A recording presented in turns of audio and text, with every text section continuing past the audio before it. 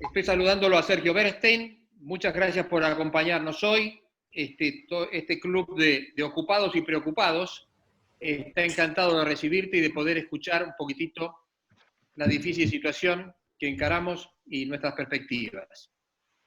Voy a pedirle entonces a continuación que nuestro secretario honorario, Javier, si podés, por favor, iniciar tu etapa. Sí, por supuesto, muchas gracias. Reitero el pedido de apagar o silenciar los micrófonos. Invitados y amigos, muy buenos días. Preside la reunión online del miércoles 9 de septiembre de 2020 nuestro amigo, el arquitecto Alejandro Marolda, que acaba de hablar. Lo hace desde la República de Tandil, cuya independencia fuera declarada durante la semana pasada. Ya se han hecho las consultas del caso para determinar si la conducta del arquitecto Marolda de dirigir el club del extranjero no implica una violación estatutaria. Nuestro invitado y orador de la fecha es nuestro amigo el doctor Sergio Bernstein, a quien damos una muy cordial bienvenida. Como en nuestro querido país nunca ocurre nada digno de comentario, el doctor Bernstein seguramente querrá referirse a la situación electoral en la República de Panamá. La disertación del doctor Bernstein es parte del ciclo de conferencias que hemos denominado Agenda Argentina 2020-2021. El orador será presentado y entrevistado por la periodista Clara Mariño, quien también coordinará las preguntas que se le formulen. Nos acompañan hoy las señoras Alejandra Dalasta y Mónica Moretti, de los clubes rotarios de Inés Indarte y Pilar Norte, respectivamente, los señores Roberto Tarsi y José Planas, del Rotary Club de Caballito, el ex gobernador René Bolag y Juan José Turdo, ambos del Rotary Club de San Telmo Constitución, y Carlos Esperoni, exdirector de Rotary Internacional y socio honorario de nuestro club. También están con nosotros Juan Pablo Chevalier Butel, José Alfredo Pisone, Carlos Araujo, Guillermo Ferrari, Jorge Yang y Juan Carlos Borchardt, invitados por el presidente Alejandro Marolda. Hoy a las 18 horas, nuestro consocio y amigo Julián de Diego será incorporado como miembro de número de la Academia Nacional de Ciencias Morales y Políticas en el sitial de José María Paz. Se puede presenciar la ceremonia a través de la plataforma Zoom. Nuestro amigo Julián nos ha hecho llegar a todos la invitación formal donde encontrarán los datos necesarios. Todo el club felicita a Julián por esta distinción tan merecida.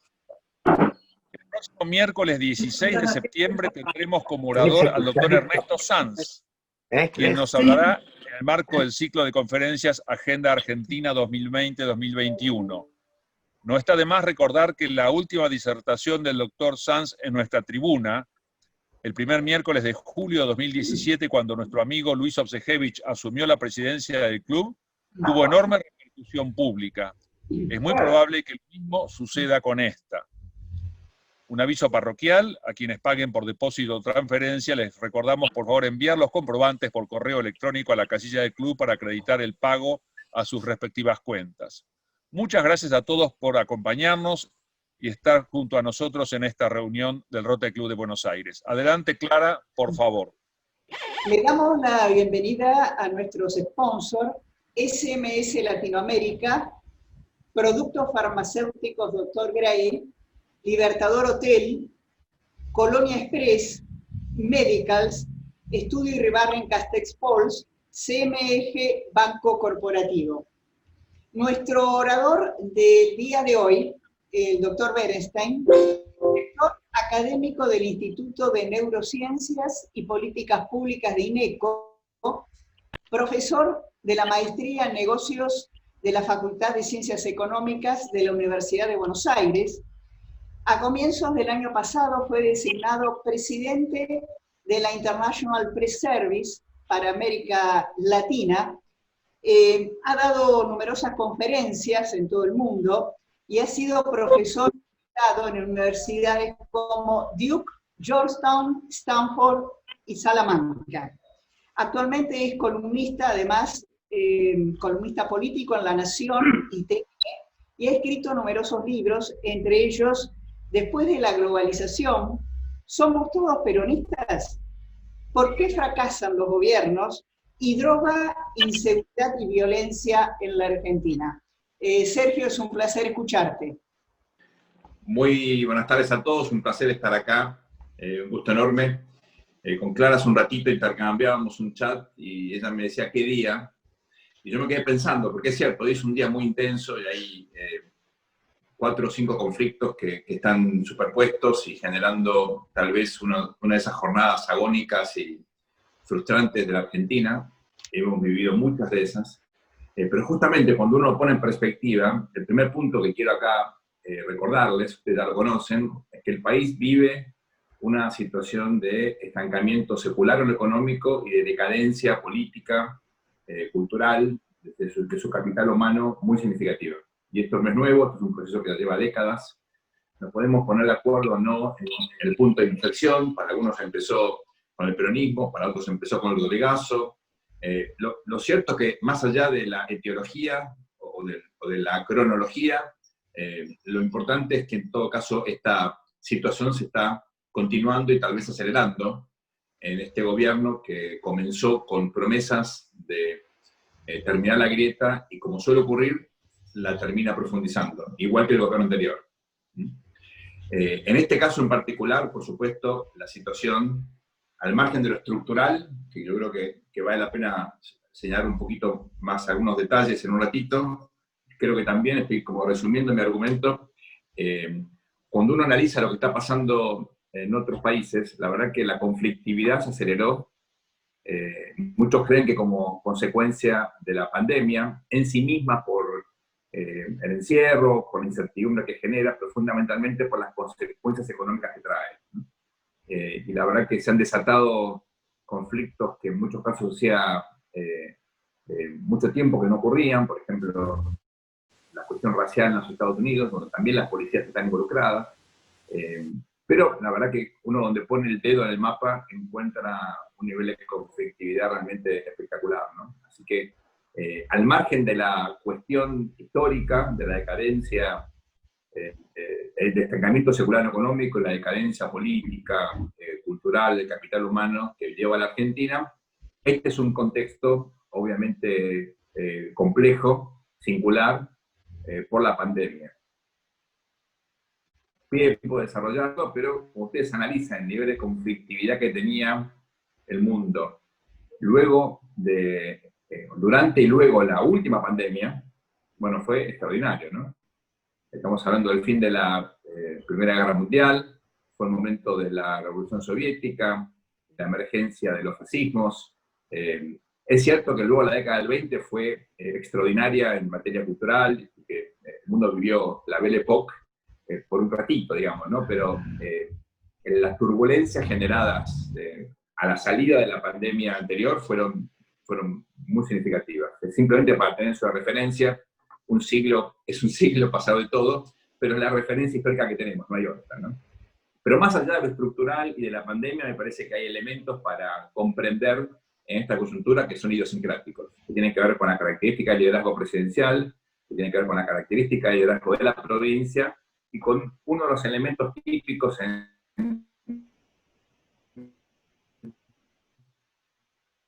la que tiene el país. Lo más interesante, con eso termino la introducción, de todo este conflicto, es que hasta hace unos días la policía iba a sufrir cambios relevantes en su liderazgo como consecuencia del caso Astudillo Castro. El chico, ¿se acuerdan que desapareció y apareció muerto? Bueno, de victimaria, la policía en pocas horas se transformó en víctima. No digo que una cosa esté vinculada a la otra, digo que esta policía que hoy incluso tiene el reconocimiento de buena parte de la ciudadanía, porque obviamente trabajan en condiciones infrahumanas, ganan muy poco, es la provincia de Buenos Aires. Puntos suspensivos, ¿no? Es la policía que estuvo involucrada en el caso Cabezas, que estuvo involucrada en la voladura de la AMIA, que estuvo involucrada en múltiples escándalos cuando era todavía la policía de Camps. Nunca fue la mejor policía del mundo.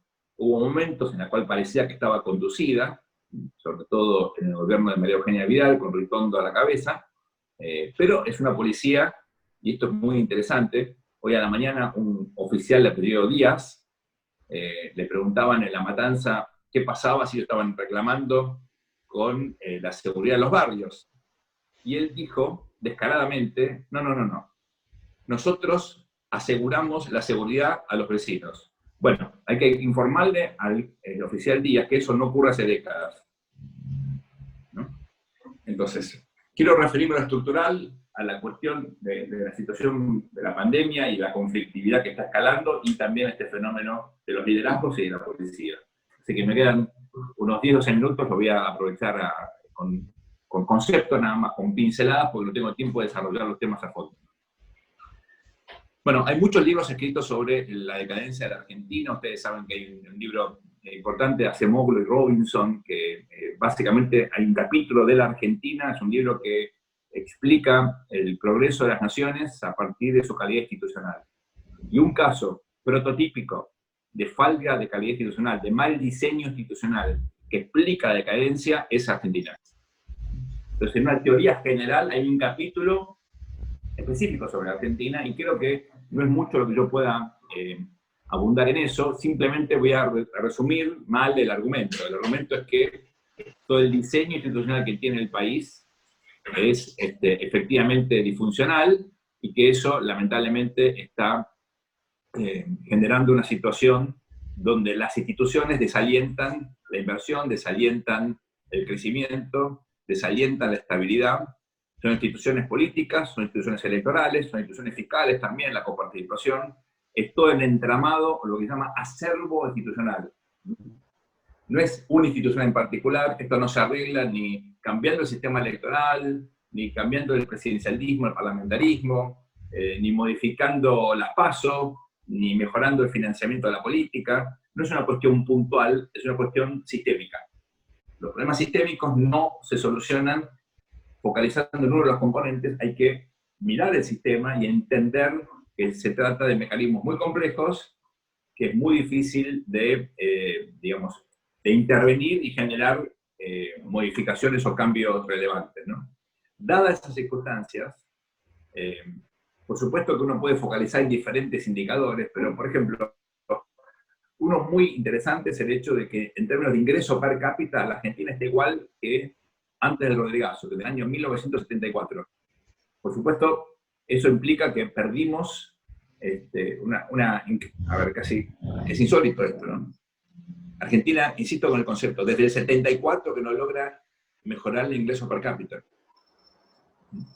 Hemos perdido décadas y décadas de desarrollo, con gobiernos militares, civiles, peronistas, radicales, que abrieron economía, la cerraron, hicieron de todo, y en parte eso explica el fracaso, porque uno de los aprendizajes, mirando en términos comparativos el desarrollo internacional, es que lo peor no es tener malas reglas, sino cambiarlas todo el tiempo, que es precisamente lo que hace la Argentina.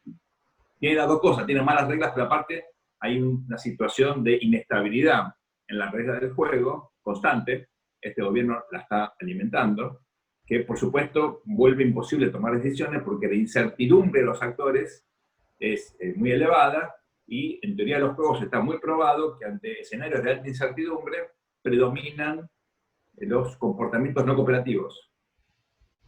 Entonces, la verdad que este gran círculo vicioso requiere de un diagnóstico, primero, bastante preciso, y de, sobre todo, una visión de cómo esto puede modificarse, cómo se cambian estas cosas. Bueno, como ustedes imaginarán, ningún problema complejo se soluciona con terapias simples. Y digo esto porque venimos de una experiencia de 4 años donde supuestamente el país ya había vivido un cambio cultural. ¿Se acuerdan de ese argumento? Que fue una de las grandes mentiras, y yo creo una de las grandes fracasos de todo el discurso de Cambiemos en ese momento, que requiere una autocrítica profunda. El supuesto que la Argentina había experimentado un cambio cultural era simplemente una falacia. Y a partir de eso se armó toda una argumentación completamente ridícula que terminó en el fracaso, como no puede ser de otro modo. Nadie nunca probó en qué consistía ese cambio cultural. Nadie nunca probó cuáles eran los mecanismos que habían llevado a ese cambio cultural. Pero aparte era contradictorio con todo lo que venía pasando en materia económica, institucional, política y cultural. O sea, la idea que la sociedad argentina había abrazado el ideal de la transparencia, la lucha contra la corrupción, etcétera, etcétera, después de haber vivido esas experiencias tan dramáticas, no tenía sentido. Bueno, vuelvo a esto, pero me parece que es muy importante recordar. No fracasó la Argentina porque sí. Fracasó porque el diagnóstico original era absolutamente superficial y equivocado, y a problemas muy complejos y estructurales se le propuso una solución absolutamente no idónea, basada en una mezcla de gradualismo, heterodoxia, pateamos todo para adelante, ninguneamos la realidad, hacemos como si los problemas no fueran tan complejos. Okay. Segunda cuestión, la pandemia. Miren, cuando empezó este proceso y nadie sabía lo que iba a ocurrir, algunos especialistas que hacen modelos estratégicos, algunos hacen cosas de escenarios futuros a 30, 40 años, decían dos cosas. Es un momento de alta incertidumbre, el shock va a ser muy profundo, esto siempre en el mundo genera alta conflictividad, turbulencia, incertidumbre. Vamos a vivir grandes cambios. Primer dato. Segundo, es probable que esos cambios no sean cosas totalmente nuevas, pero sí sean los mecanismos definidos previamente que se vayan a acelerar. Por ejemplo, Richard Haas, que es un gran diplomático, que es el presidente del Council of Foreign Relations, decía, yo creo que no va a pasar nada nuevo en el mundo, pero se van a acelerar cosas que ya venían pasando. Por ejemplo, la erupción de China como potencia, la decadencia de los Estados Unidos. Bueno, me parece que eso explica bastante lo que estamos viendo ahora. ¿Estamos viendo cosas nuevas? No. Pero cosas viejas que estaban mal resueltas, o problemas ya definidos que el mundo no sabía cómo enfrentar, se están acelerando. Nada más viejo en Estados Unidos que el racismo, o la violencia de las policías. Problemas vinculados, entre otras cosas, a la militarización de la policía. Como ustedes analizan lo que está pasando en Minnesota, por ejemplo, u otras policías, que reclutaban o han venido reclutando a muchos soldados que abandonaban las Fuerzas Armadas, en parte porque Estados Unidos se está retrayendo del mundo, está teniendo cada vez menos tropas, esta gente vuelve entrenada como militares y se gana la vida como policías. Se reentrenan, pero tienen formación militar. ¿Sí? Esa militarización de las fuerzas policiales, en muchos casos explica el tipo de violencia que estamos viendo en contra, sobre todo de minorías, en particular de negros, porque el método que utilizan, por ejemplo, el de poner la rodilla en el cuello, es el típico método utilizado, por ejemplo, en asaltos contra terroristas o en digamos, escenas de ocupación por militares, ¿no? Sobre todo por fuerzas de infantería, tropas de élite. Entonces, cuidado que estamos en una situación obviamente muy compleja, donde la aceleración de estos conflictos toma a la Argentina en un contexto particularmente complicado. No es que veníamos muy bien y la pandemia, bueno, nos pega, ¿no? Veníamos en una decadencia muy profunda. Los últimos 10 años fueron de estancamiento total. No creció en nada la economía. 3 años seguidos de caída del producto, 18-19, bueno, ahora 20. O sea, ya veníamos muy mal y ahora estamos mucho peor. Lo que estamos viendo ahora es inevitable. Sobre todo porque, y acá sí, voy al tercer punto, uno de los elementos más curiosos del actual gobierno es el discurso estatista. Hay como una melange ideológica, yo lo escribí, lo traté de analizar en la última columna de La Nación, en todo un pensamiento tradicional del estatismo de CEPAL y de la idea de la sustitución de importaciones, muy anacrónico, de la década del 50, 60, previo a la globalización, que de alguna manera describe una parte del gobierno, los culfas de este mundo, ¿no? Es un pensamiento sofisticado pero anacrónico, de gente formada, pero que básicamente ve el mundo con el prisma de la post-Segunda Guerra Mundial. A eso se le mezcla todo un componente del populismo autoritario, la idea de la confrontación permanente, de la grieta, de ver enemigos por todos lados, enemigos externos, enemigos internos, la ciudad de Buenos Aires, lo que fuese, ¿no? Donde, por supuesto, esto es lo más parecido a la idea bolivariana, aunque también en Argentina hay una larga tradición, por supuesto, populista autoritaria, que cruza todo el arco político, y hay un tercer componente de un sector minoritario del gobierno, pero el presidente quiere a veces mimetizarse con ese segmento, que es más bien un pensamiento socialdemócrata tradicional, ¿no? La idea de la justicia social, del Estado como igualador, ¿no? de los pisos de igualdad de oportunidades. Es cuando el presidente habla sin conocimiento de los países nórdicos, por ejemplo, ¿no? Después se equivoca, piensa que en Finlandia se interviene en el mercado de la tecnología de la comunicación, pero la idea de que en Finlandia, en Suecia, en Noruega y Dinamarca las cosas se hacen bien, sin conocer qué se hace, es como una especie de lugar común, ¿no? Sin tener en cuenta que, digamos, del viejo modelo socialdemócrata de los 70, o de los Palm, digamos, quedó poco en los 4 países. Hubo reformas de todo tipo. Algunos países entraron en la Unión Europea, otros no, pero lo importante en todo caso es entender que hay diversidad en esos 4 modelos y que al margen de eso ya no es lo que muchos socialdemócratas creen que sigue ocurriendo, ¿no? Pero en esa mezcla rara hay un común denominador que es la idea de que el Estado es una solución. Cuando en la Argentina uno puede tener múltiples ejemplos de que el Estado lamentablemente es parte del problema, no la solución.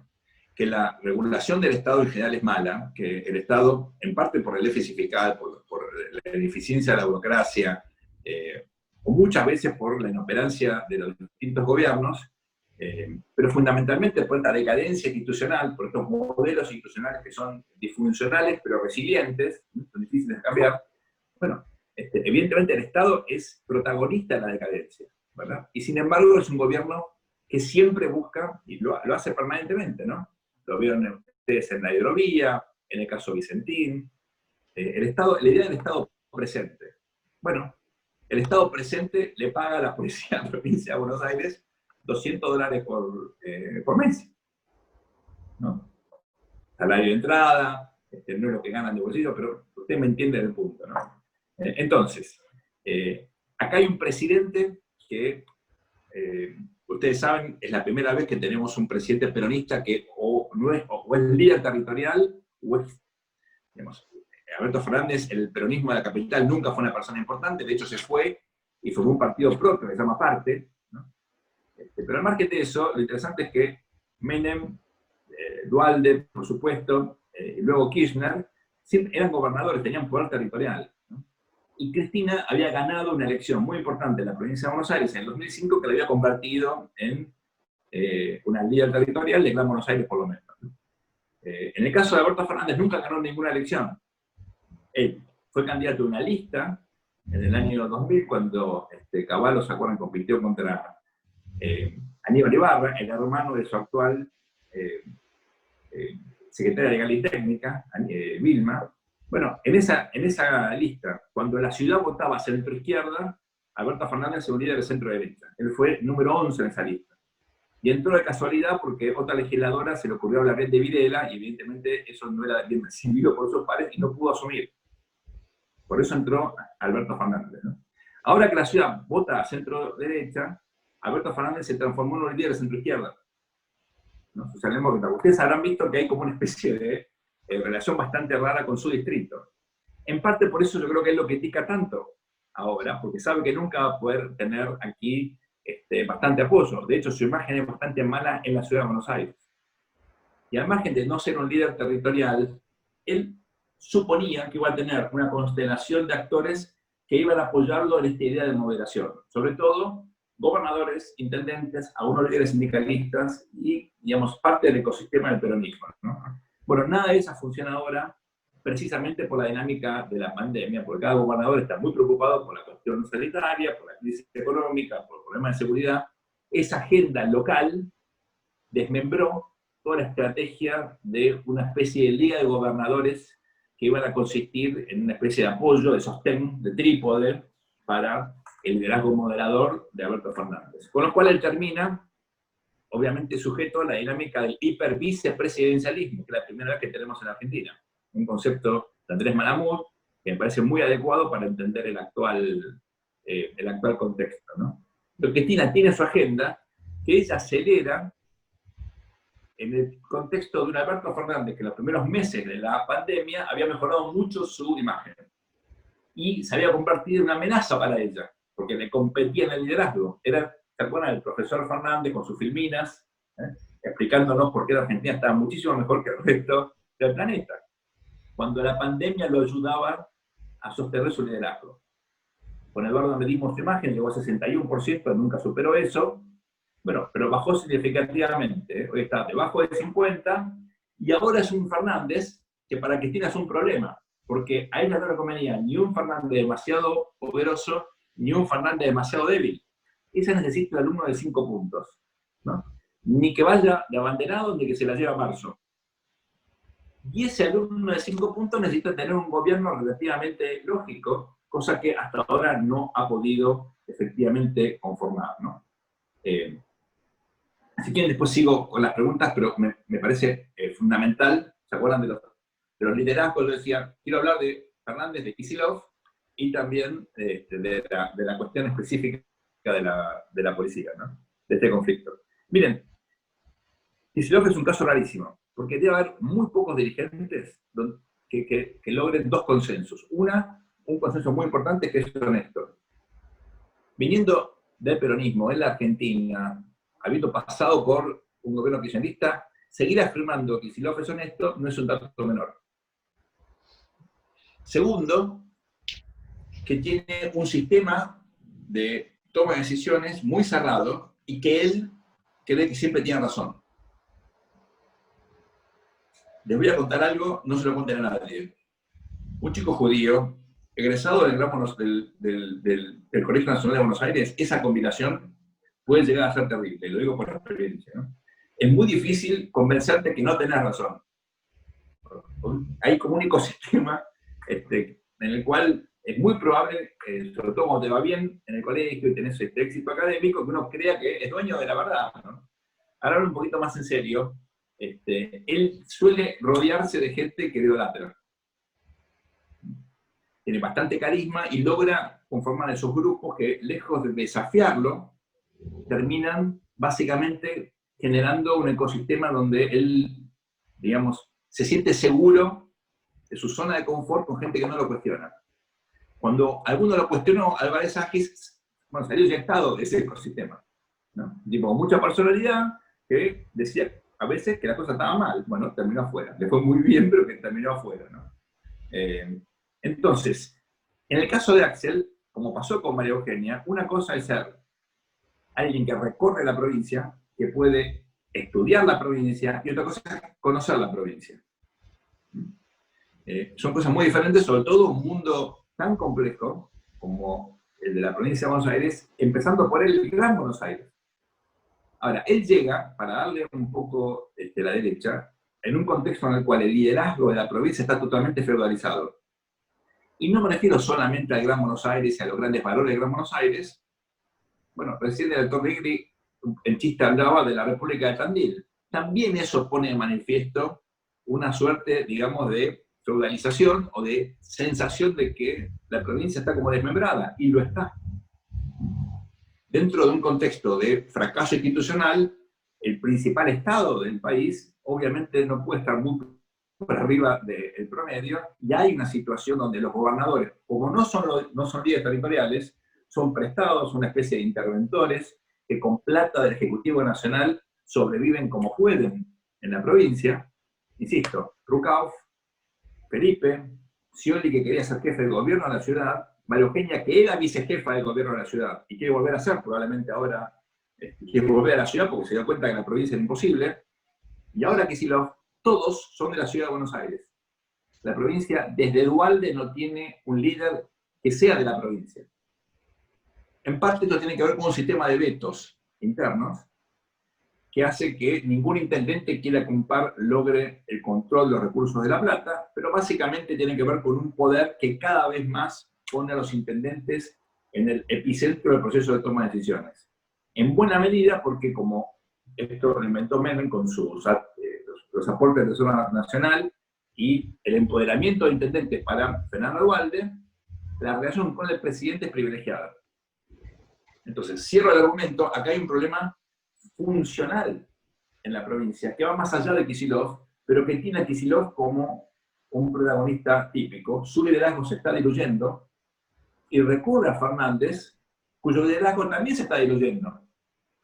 Y aquí la superposición es notable. Ahora están en Quilmes inaugurando alguna botella de cerveza o por el estilo.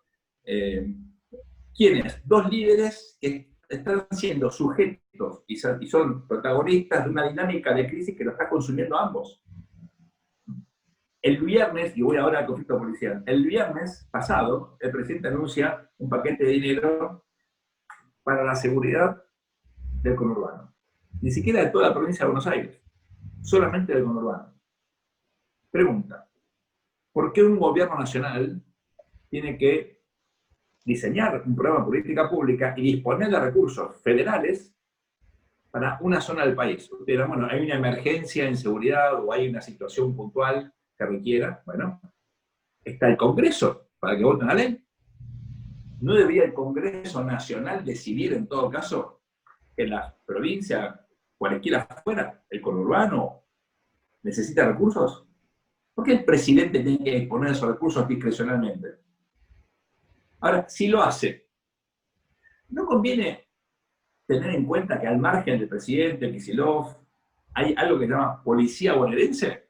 Esto es un acuerdo que cerraron el presidente, los intendentes, el gobernador, el Instituto Patria, por supuesto, y se olvidaron de que hay algo que se llama policía.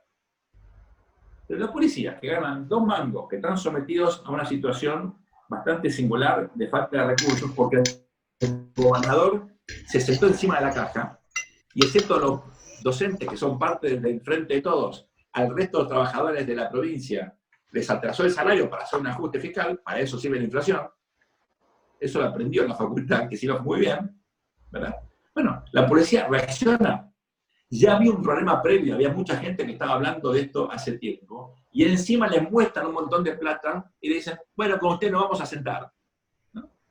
Obviamente ellos mismos dispararon el conflicto.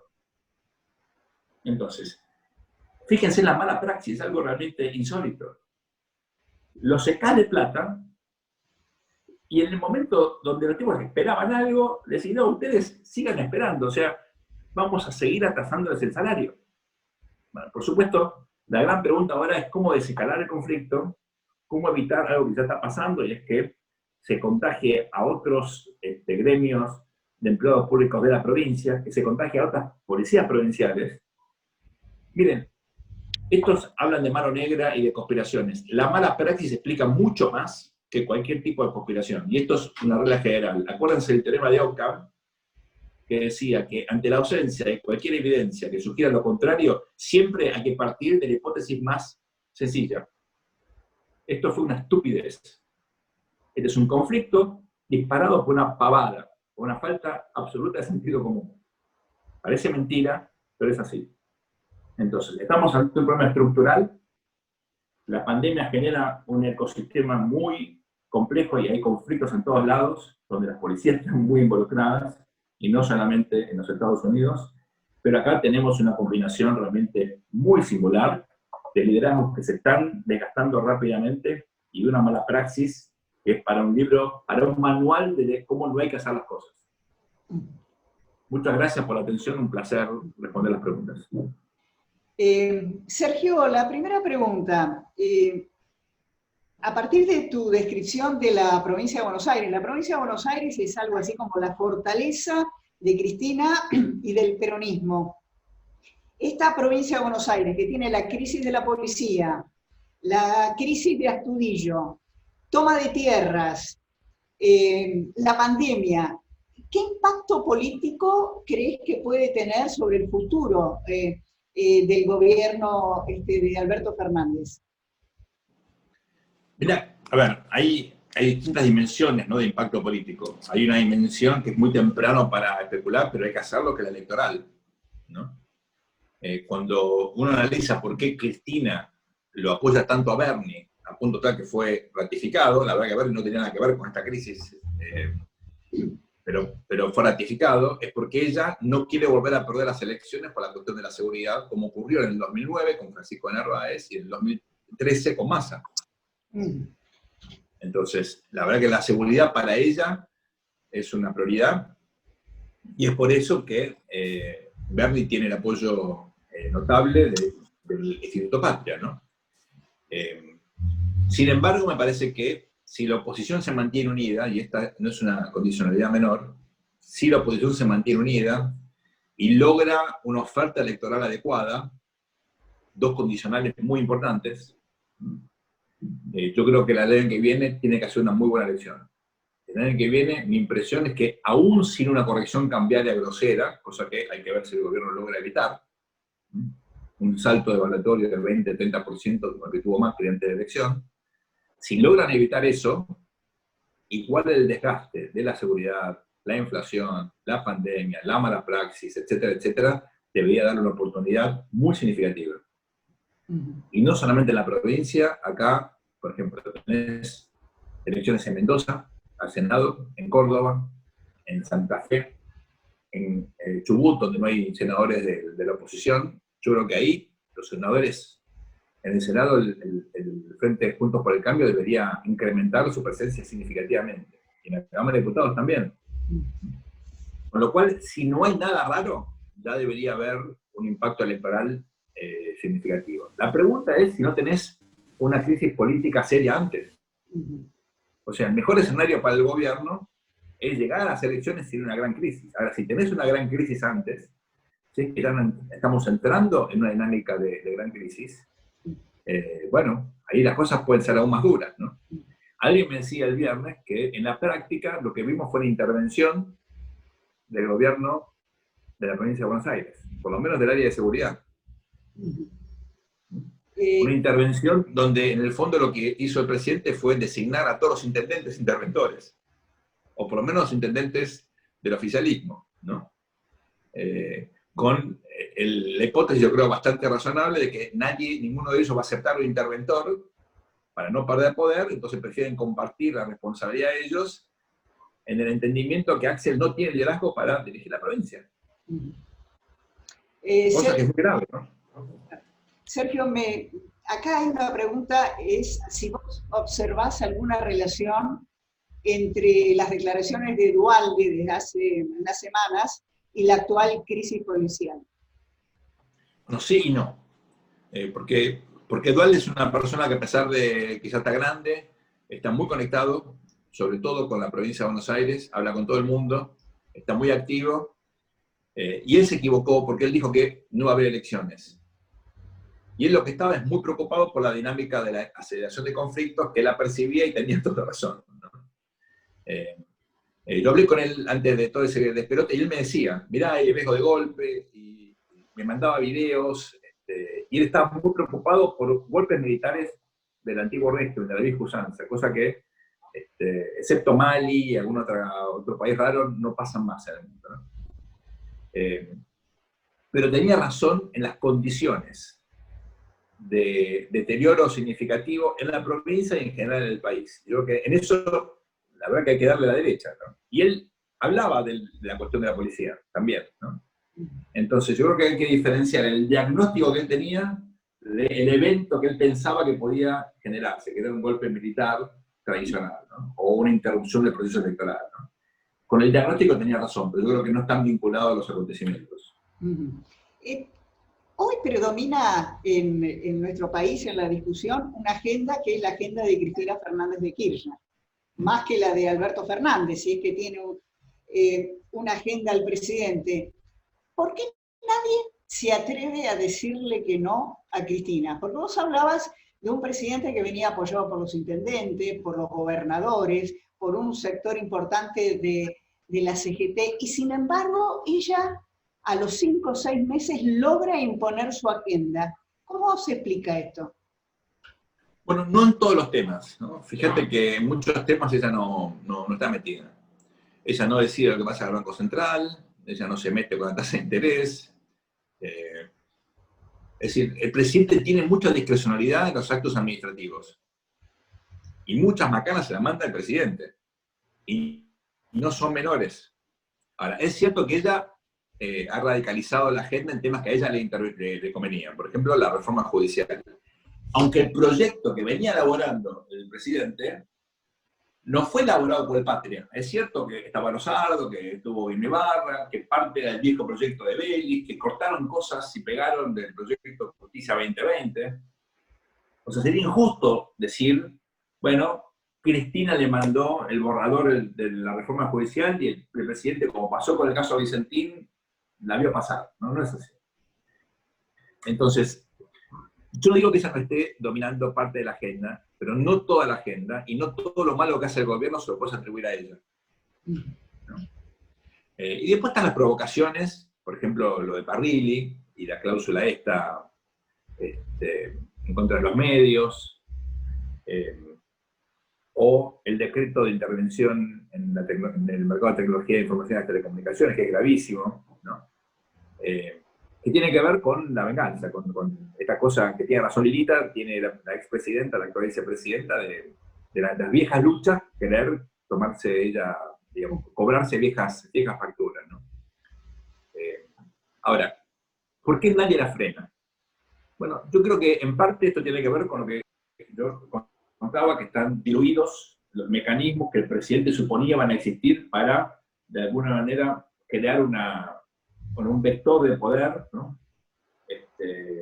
Moderado. Los gobernadores, la mayoría, tienen más que ver con el presidente que con la vicepresidenta, ¿no? Los Mansur, los Uñac, los Perotti y compañía. Pero la agenda doméstica de cada uno de ellos es terrible. Santa Fe es un desastre en términos de salud pública, pero este es un desastre en materia de seguridad, y aparte tuvo el desperote de Vicentín, digamos. Y un tipo razonable como el gobernador Perotti está en una especie de montaña rusa permanente, ¿no? El caso de Schiaretti es distinto, porque está grande, está bastante enfermo, no tiene sucesión, ya se queda, es un patorrengo. El peronismo en la provincia está muy, muy dividido, y la oposición en la provincia es dominante. O sea, la demografía de Córdoba es una demografía claramente anticristinista, y ahora también anti-Fernández, ¿no? A punto tal que muchos especulan con que la oposición puede tener los 3 senadores en esta elección, el año que viene. Que sería un desastre para el peronismo. Otra factura para pasar a la Macri, que por un acuerdo con Schiaretti dividió el voto de Cambiemos en Córdoba. ¿Ok? Acá preguntan, ¿crees que hay posibilidad todavía de recrear un diálogo multisectorial o crear lo que se hablaba del Consejo Económico Social? ¿Lo ves con posibilidades todavía? Remotas, es tan necesario como me parece imposible o muy poco probable en este contexto, ¿no? Lamentablemente. El presidente rechazó ahora una oferta muy razonable que le hizo a la oposición, con algunos puntos para consensuar, un documento que elaboraron Laspina, Pinedo y Eduardo Madeo, muy razonable, muy prudente, y se agarró de una declaración de Lilita que sacó de contexto para decir, con estas acusaciones no hay nada que dialogar, ¿no? Yo creo que no están dadas las circunstancias para que esto prospere, lamentablemente, porque obviamente una crisis de estas características hubiera justificado, me refiero a la pandemia, ¿no? Hubiera justificado esto antes. Era el entorno para discutir qué hacer en materia económica, también epidemiológica, en fin. Era un entorno de consenso que lamentablemente el presidente nunca quiso poner en funcionamiento, porque sabía que lo iban a limitar en su discrecionalidad, y porque es alguien que se mete en el proceso de toma de decisiones en casi todas las áreas. En algún sentido, Alberto Fernández no deja de ser un jefe de gabinete, y eso es muy grave. Él es el presidente de la nación. Él muchas veces cuando habla, no habla como presidente, habla como alguien que está como comentando las cosas, ¿no? Y es grave eso, él tiene que tomar decisiones. Y son decisiones todas costosas. En un contexto de crisis, no tener una dinámica de toma de decisiones de crisis es gravísimo. Él pagó caro lo del comité de expertos porque él creyó que eso avalaba, legitimaba sus decisiones. Y no tuvo en cuenta que al sesgar mucho a una dimensión analítica por dejar de lado otras, terminó justamente socavando hasta la legitimidad de los propios infectólogos que desaparecieron de la escena pública. Quedó López, que es muy razonable, pero el resto, que antes eran figuras, quedó desplazado por el fracaso, no de ellos decían lo que sabían, pero la ciencia no te puede dar soluciones de política pública. La ciencia te ayuda a entender procesos, a saber qué puede ocurrir sí, ¿no? Pero si el presidente cree que con gobierno de científico, que no lo es, pero si lo fuese, va a gobernar mejor, bueno, tiene un problema serio. Tiene que contar a Porfirio Díaz. qué pasó con su gobierno científico. Terminó en la Revolución Mexicana. Los científicos no están para tomar decisiones políticas, están para crear conocimiento. Es otra historia. Sergio, Jorge Liotti, el domingo en La Nación, cita una frase que adjudica a Cristina Fernández de Kirchner, donde ella dice: yo nunca voy a dividir al peronismo, porque si divido al peronismo yo voy presa. La pregunta es, ¿crees que Cristina sigue con la posibilidad de ir presa o esto no va a suceder? Esta es una pregunta que me hacen llegar aquí. Primero, Jorge Liotti se está convirtiendo, creo yo, en uno de los mejores o el mejor columnista político de la Argentina, ¿no? En el contenido y en la forma de cómo escribe, que es extraordinario, ¿no? Y lo que describe ahí en ese artículo es algo que me parece que vale la pena resaltar, y es que Cristina tiene una cuota de pragmatismo en la construcción de poder igual o similar a la de su difunto marido. Pero es muy dogmática ejerciendo el poder. Ahora, ese pragmatismo en la construcción del poder es un límite a la Cristina dogmática. Porque efectivamente ella, no sé si va, pero ella cree que puede ir presa, y eso es muy importante. Porque uno actúa no por las cosas que van a pasar, sino por las cosas que cree que van a pasar, porque nadie sabe lo que va a pasar. Pero tu percepción, el prisma a partir del cual mirás, es muy importante. Ella se percibió cerca de ir presa, y sobre todo sus hijos, sobre todo su hija. Y buena parte de todo lo que está haciendo es para evitar que eso vuelva a pasar. Ahora, sin construcción política, sin poder político, y eso se lo da el peronismo, ella corre riesgo según su percepción. Perdió 2009, 2013, 2017, y perdió la presidencial en 2015. Ella perdió muchas elecciones, dividiendo al peronismo. Miren, la foto que hay que mirar de hoy es contra la Cristina del 27 de abril del año 2012. Ustedes dirán, ¿qué pasó ese día? Bueno, ella llenó la cancha de Vélez y presentó su instrumento político, Unidos y Organizados. Eso era la Cámpora, la Colina, el Movimiento Evita y Encuentro, el post-PC, ¿no? Lo que queda del Partido Comunista. Sin sindicalismo y sin intendentes, ella llenó la cancha de Vélez. Y dijo, yo aquí tengo el actor político que necesito para tener mi liderazgo en contra del aparato del PJ, en contra de la RUM por la provincia de Buenos Aires. Bueno, ahí empieza una guerra entre el peronismo y Cristina. Quisieron una especie de tregua para la candidatura de Scioli, que salió pésimo, sobre todo porque ella puso a Zanini, que era el ideólogo de ese movimiento, que les explica por qué más tomas de tierra, por qué el impuesto solidario financia a los piqueteros, o sea, parte de ese proceso todavía continúa. Ella, en el año 2017, enfrenta al PJ. Pero acuérdense de esto, la batalla de Cristina en contra del PJ, que gana ella, fue un triunfo pírrico, porque ella perdió la elección al Senado frente a Esteban Bullrich. ¿Quién defendió al PJ? ¿Quién era? Estaba Cristina y los suyos, Unidad Ciudadana, frente a Randazzo del PJ. ¿Quién era el jefe de campaña de Randazzo? El actual presidente de la Nación. Bueno, pues Cristina, después de esa victoria pírrica, capitula frente al PJ. Y dice, vamos todos juntos, porque separados gana Macri. Macri cometió infinitos errores, el más importante fue, luego de ese triunfo en el 2017, convocar a todo el peronismo en el CCK, y en vez de armar un movimiento e integrarlos, los humilló. Le dijo que eran ladrones, ineficaces, etc. Lo cual en parte tal vez era cierto, pero para construir poder no tenés que decir la verdad necesariamente, ¿no?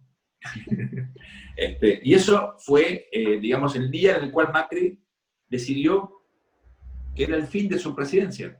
Porque en vez de abrir y construir poder, siguió con la idea de que solo iba a poder, porque había un cambio cultural. Chile había ganado las elecciones por 2 puntos, y Cristina había perdido las elecciones en la provincia gracias a la división del PJ. Entonces, me parece que ese punto de Liotti es fundamental, porque esta es una Cristina que no va a llegar, por ejemplo, a avalar las tomas indiscriminadas de tierras, porque eso pone en riesgo el triunfo electoral. El límite a la radicalización es la pérdida del poder. Esa es una dinámica muy importante. Esa falta de realpolitik que vos has descrito de parte de Juntos por el Cambio, ¿crees que han aprendido la lección? Yo digo, de cara a lo que viene. Bueno, de hecho, muchos de los protagonistas eran conscientes de sus errores. Los Monzó, los Frigerio, Massot, los más políticos, digamos, los que no odiaban a la política y los que no tenían miedo al peronismo, o odio, lo cual es bastante raro porque Macri fue menemista. Y Marcos Peña también fue menemista cuando yo tenía alumno en la disciplina. Digamos, es raro que tipos que adoraban a Menem de pronto se declaraban fervientes antiperonistas.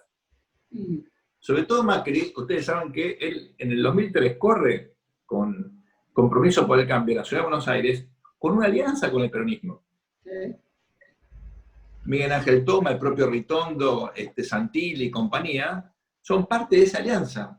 Y en noviembre del año 2002, en la calle La Finur, donde tenían la oficina, toca el timbre un legislador de la Ciudad de Buenos Aires, diciendo, che, no hay lugar para mí en la lista del año que viene, yo tengo plata para pagarlo. ¿Quién fue? Alberto Fernández.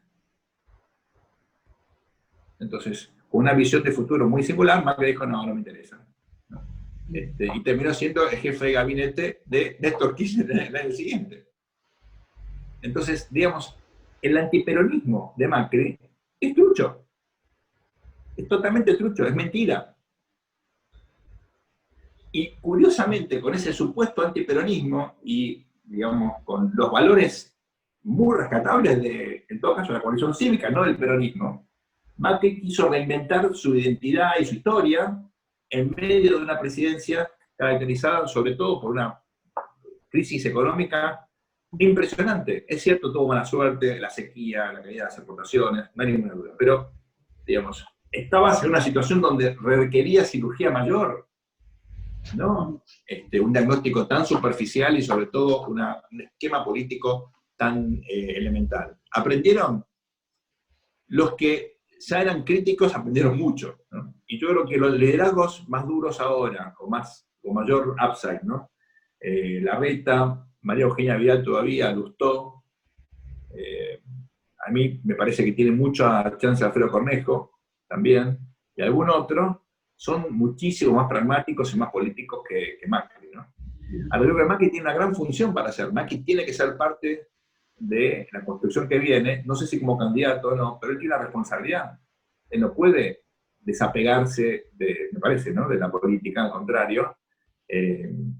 Pero me parece que no sé si lo electoral es lo más beneficioso para él, porque los expresidentes en Argentina nunca son buenos candidatos. Kirchner perdió con De Narváez, Cristina perdió con Esteban, Alfonsín tardó más de 10 años en volver y perdió con Duhalde, la elección para senador en la provincia de Buenos Aires en el 2001. Menem no fue nunca un buen candidato, Duhalde tampoco. Me parece que, no sé si Macri está como para ya volver a correr, ¿no? ¿Qué rol sí, y si es diputado, les recuerdo que en la Cámara de Diputados no aplica la doctrina Pichetto de que hasta que no tenés una condena firme no te desafueran. Ajá. Bueno, está en antecedente de Vido, está en antecedente de Patti. Cuidado, ¿eh? A ver si todavía es diputado Mauricio y lo desafueran. Ya que lo mencionaste, ¿cómo ves el rol de Miguel Ángel Pichetto en Juntos por el Cambio? A mí me parece que Pichetto tiene un rol fundamental porque él es un jugador del sistema. Él es alguien que comprendió siempre la responsabilidad institucional de la gobernabilidad, donde en general haces cosas que no te gustan, pero las tenés que hacer. Porque sos parte de un partido, porque sos jefe de un bloque, porque la política tiene eso, ¿no? Tenés que hacer lo que tenés que hacer, no lo que te gusta o lo que te parece bien, ¿no? Y Pichetto creo que representa eso, ¿no? Y es una generación donde, bueno, se consumió mucho talento político, y él creo que es un sobreviviente de esa Argentina que a mí me parece que hay tan pocos exponentes de esa clase de política con la experiencia, con el manejo del Senado, que sería fundamental que él tenga un rol muy importante, ¿no? Y yo creo que fue un candidato a vice muy importante también Panamá, que no lo sostuvo, peleó, estuvo en la lucha aún, tal vez sabiendo que era imposible dar la vuelta, pero es una tarea muy, muy digna, ¿no? La verdad que creo que su experiencia es demasiado importante como para que esté en la auditoría, sin obviamente quitarle importancia a la Auditoría General de la Nación. Me parece que tiene que estar en un cargo ejecutivo o parlamentario, ¿no? Nos quedan 4 minutos y me gustaría pasarte al tema internacional. Una pregunta que me hicieron llegar y otra que tengo mía hacia el final. Al comienzo de tu conferencia hablaste de la decadencia de los Estados Unidos y alguien pregunta acá cuáles son los indicadores que probarían o demostrarían esa decadencia. Es muy buena pregunta. La verdad que hay múltiples, hay un indicador muy importante que es el hecho de que el tamaño de la economía norteamericana en términos del PBI mundial se está reduciendo por la emergencia de China y de India, ¿no? Los países que más crecen son los países emergentes, estos dos en particular. Hay otro indicador muy importante y es que el poder militar de los Estados Unidos y la presencia militar en el mundo se está reduciendo rápidamente también. Hoy anunciaron que iban a sacar tropas de Irak, anunciaron que iban a sacar las tropas de Alemania, 12.000 tropas. Es cierto, van a poner 5.000 en Polonia, pero la presencia militar a partir de la doble derrota de Afganistán e Irak, Estados Unidos quedó muy debilitado en su legitimidad para intervenir, sobre todo por la mentira en la intervención en Irak. Eso fue determinante, ¿no? Y fíjense ustedes que hay una continuidad entre Obama y Donald Trump en el sentido de ir disengaging, ¿no? De sacando tropas y no metiéndose en conflictos, cada vez más claramente. Es cierto, hay cuestiones puntuales, matan a Osama Bin Laden, o algún iraní, o algún dron, pero no tropas, ¿no? Y Estados Unidos también rompe la OTAN, también es simbólico eso, ¿no? Hay una nueva alianza que está surgiendo con el Reino Unido, Brasil, India, Israel y sus aliados ahora en Medio Oriente, los saudíes, Japón, para ver si contienen el avance chino, hay que ver si lo logran, ¿no? Así que hay todo un rediseño del mundo donde Estados Unidos tiene un rol totalmente diferente al que tenía. También piensen ustedes que la crisis del sistema internacional de organismos vinculados a las Naciones Unidas y otros regímenes internacionales que fueron impulsados por los Estados Unidos, en parte dibuja el rol de los Estados Unidos. Los Estados Unidos influía mucho a través de estas organizaciones y ahora ha dejado de hacerlo porque perdió este espacio, en algunos casos se ha retirado directamente, en otros no, pero no es la misma presencia para nada, ¿no? Así que, y después hay otras manifestaciones de lo que se llama soft power, ¿no? Pero hoy realmente, si ustedes me preguntan, en parte por Trump, pero más allá de eso, ¿no? ¿Cuál es la imagen de los Estados Unidos en el mundo? Bueno, está Pew Research, si quieren ustedes pueden revisar los datos de Pew. Es impresionante, ¿no? La imagen de los Estados Unidos se fue degradando de una manera extraordinaria. La gente recuerda, por ejemplo, los ataques a las escuelas, ¿no? Ahora la cuestión racial otra vez, y obviamente la personalidad de Donald Trump, que no contribuye demasiado para que Estados Unidos tenga una buena imagen, todo lo contrario, ¿no? Entonces, si quieren puedo abonar más al respecto, pero creo que la decadencia norteamericana es un dato. Y finalmente, no es mi especialidad, pero muchos ven al dólar perdiendo su rol como reserva de valor, ¿no? Al margen de la devaluación actual. Muchos creen que entre las monedas nuevas, Bitcoin y demás, y el poder chino en particular, no va a pasar mucho tiempo, como pasó con la decadencia de la libra, para que el dólar también pierda ese rol, ¿no? Así que me parece que tiene múltiples dimensiones, y no lo digo como algo bueno, al contrario, ¿no? Porque el derecho norteamericano, con todas las cosas negativas que tuvo, por lo menos los ideales de democracia, libertad, etcétera, siempre fueron sostenidos, ¿no? Y ahora, bueno, hay que ver qué pasa. Sergio, nos queda un minuto. Tu opinión sobre la política exterior argentina y fundamentalmente esta relación tan difícil con los Estados Unidos, con las críticas de Parrilli, con el conflicto que la Argentina tiene con Estados Unidos por el tema del BID. Una opinión para cerrar esta charla. La política exterior argentina es muy ambigua y yo tengo simpatía personal por Felipe, pero obviamente no es un canciller que tenga credenciales, ni comprensión, ni estudio, ni de cómo está funcionando el sistema internacional. La verdad que en ese sentido, Gobierno Macri tenía una comprensión mucho mayor y por lo menos intentaba cosas importantes, entrar a la OECD, por ejemplo. Yo creo que pocas cosas fueron menos relevantes y sobre todo sustentables en el tiempo, como la cumbre del G20, que recuerdo que pasó en Argentina, pero fue, digamos, una fiesta de cumpleaños y no mucho más, no sirvió para nada, ¿no? Pero yo creo que ahí había otra idea, ¿no? Tal vez tuvieron mala suerte y el hecho de que el mundo cayera en manos de Trump perjudicó un poco la visión un tanto ingenua, ¿no? Multilateralista que tenía Macri y su gente, pero había una visión muy sofisticada. Acá nada que ver, acá no hay eso. Y yo creo que es una pena porque el presidente tendría gente como Argüello, por ejemplo, tiene gente mucho más formada en ese área como para darle otra envergadura a la política exterior. Ahora, más allá de eso, yo creo que hay un dilema para la Argentina que es China. Porque China está volviendo a ser una potencia de primer orden después de 200 años. La Argentina no tenía tradición porque no era país antes de que China básicamente se recluyera sobre sí misma. China se perdió la revolución industrial, ¿no? Y tuvo 180 años, 170 años afuera de la revolución industrial. Y tomaron la determinación en los 70 de entrar, después del pacto con Nixon, y bueno, lo hicieron rapidísimo, ¿no? Y en 40 años dieron un salto espectacular en su desarrollo y ahora son potencia. Y ya no están no es que hicieron las etapas, saltaron de la primera revolución a liderar la cuarta. Huawei es eso, ¿no? Y hoy tecnológicamente el 5G la tiene en China como un protagonista. Digo esto porque no podés no tener un vínculo estrecho con China, al margen de que ahora son nuestros principales socios comerciales. No puedes no tenerlo.